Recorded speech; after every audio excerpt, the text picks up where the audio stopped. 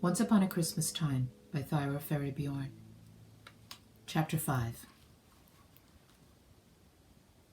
Along with the baking and cleaning and general preparations, there were Christmas gifts to be taken care of. These special gifts, given on Christmas Eve, presented a very minor problem in those days and were but a small part of the Christmas festivities. The Swedish Christmas giving started out as a joke. The gifts were called julklappar. Clap means to knock, and people would make silly things, and on Christmas Eve would knock on the door of a friend or neighbor, throw a gift into the house, and run.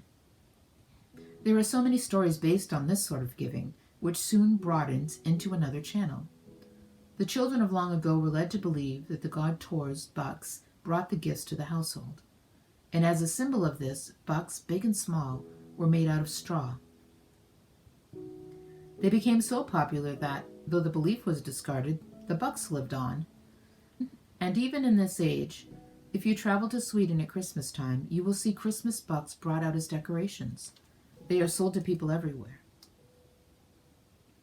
It was much later that the Tomt was given the honor of coming around with a big sack of gifts on his back on Christmas Eve. He always walked.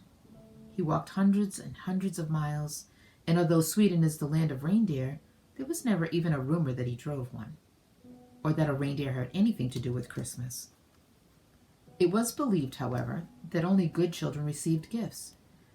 The naughty ones were left only a stick with which they were to be spanked. So, of course, all children were especially careful to be on their good behavior before Christmas, although the Tomt watched them throughout the whole year. Although the gifts, as a rule, were given out on Christmas Eve, each family followed its own pattern. We children had our very own experience in Christmas giving. I am sure that Papa wanted to teach us a lesson that would be valuable all through life. He wanted us to learn that it was not the price of the gift that counted, but rather the spirit in which it was given. It is hard to believe that Papa, on the 23rd of December, gave to each of us 8 children only 50 ore. And with that meager sum, we were to buy gifts for 9 family members. We were not prompted as to what we should give. This was to be our own decision. We were in complete control of our own money. As I think back now, I can see that sweet woman who managed the variety store on the hill in our town. She stood patiently behind her counter and waited on people busy with Christmas shopping. When the 8 children from the parsonage entered, searching, asking, trying to find the best possible Christmas presents, whatever did she think, I wonder, of Papa, the village pastor, giving each child such a small sum to buy with? But she was wonderful in helping us. We would end up with something like a bright collar button for Papa, a spool of number 40 thread for Mama, and for our brothers and sisters a barrette, a pencil, a pad of paper, an eraser, a ribbon, a blotter, or a red crayon. It took us about 1 hour to do our shopping. Every penny had to be spent carefully, but we made it at last. Happier children than we, tramping home in the snow that afternoon, couldn't be found anywhere in Sweden. We hugged our brown bags close to us, as each contained gifts which had to be wrapped and labeled. We knew nothing about fancy gift wrappings. At home we found paper, brown or gray, or even nice newspaper. But each gift was wrapped and tied carefully and with as much pride and tenderness as if it were worth 100 kronor. We wrote with ink on the paper, using our very best penmanship. To my lovely Mama, from her eldest daughter, and so on down through the long line of names. What fun it was and what excitement! I have never since wrapped a gift as meaningful as that spool of number 40 thread so long, long ago. The gifts, wrapped and labeled, were given to Mama to keep until Christmas Eve, when they turned up again in the strangest way. I now know that this Christmas gift buying was a fine training, a great heritage planted in our hearts and minds. And although Papa and Mama gave each of us additional larger gifts, nothing could equal those small ones which we ourselves chose and wrapped, and which played such a big part in our Christmas happiness. Perhaps no one could understand how much secret whispering there was behind closed doors, or with what wide-eyed wonder we anticipated the opening of gifts. The big day was just around the corner now, but the waiting period that remained seemed the longest children had ever endured. On the afternoon of the 23rd, Papa, like hundreds of other fathers all over the country, took his children into the woods to find a Christmas tree. The tradition of the Christmas tree was given to us by our neighbor Germany, where it originated way back in 1600. In Sweden, the idea was taken up by the nobility in 1740 and was passed on to the common people in the 1800s. But it took root very quickly and solidly and has been loved and practiced each Christmas since. To me, it was one of the most beautiful of all traditions. That hour of tramping in the deep snow of the woods, looking among the beautiful spruces for the one, was a time of happy excitement. The snow-covered trees looked like lovely brides standing there in the silence of the green forest. We walked and walked into the very heart of the woodland.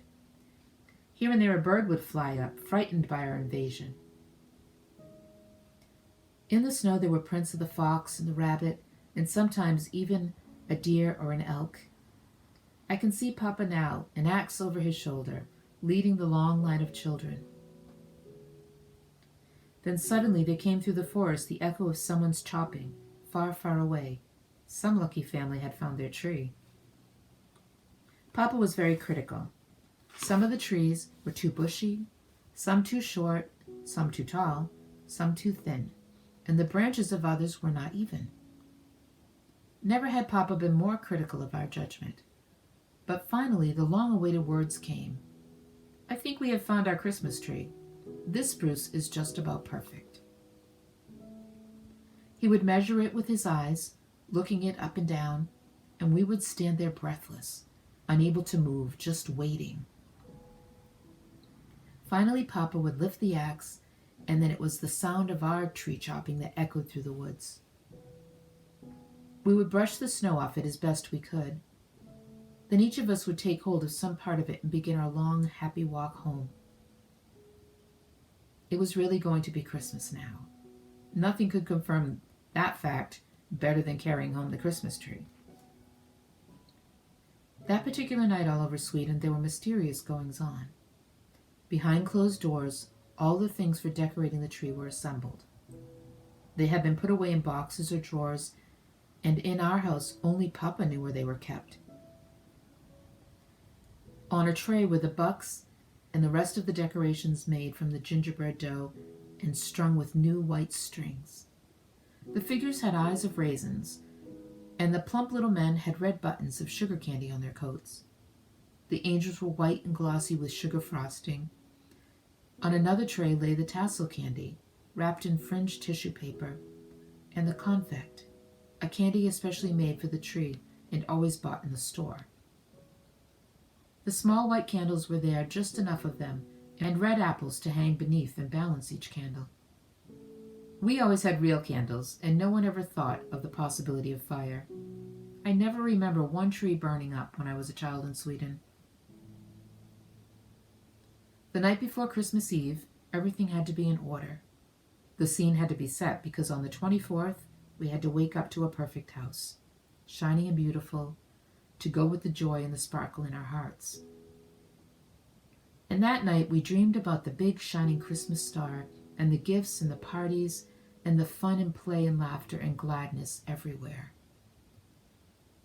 To live through it hour by hour, sleeping to pass the time, and not trying to hurry each minute was the hardest thing we had to do. But we knew that when we awoke to the early morning noises in the kitchen, that this day we had awaited so long would be the finest day of all the year.